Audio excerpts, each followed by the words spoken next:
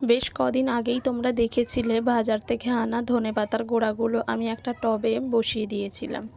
তো এখন তার এইরকম অবস্থা, বেশ কটা গাছ শুকিয়ে গেছে। আসলে আমার মাঝখানে একটা দিন মনেই ছিল না যে গাছে জল দেওয়া হয়নি।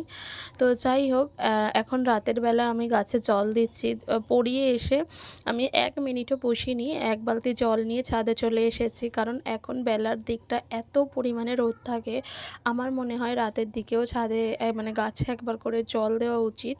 তো আর এখানে দেখো, গাছে জল দিতে গিয়ে দেখি একটা লেবু ভেঙে গেছে। যাই হোক, কালকে লেবুটা তুলে নেব। এদিকে আমি কুল গাছেও জল দিয়ে দিলাম, আর এখন সব পর্তুলিকা গাছগুলোতেও জল দিয়ে দিচ্ছি।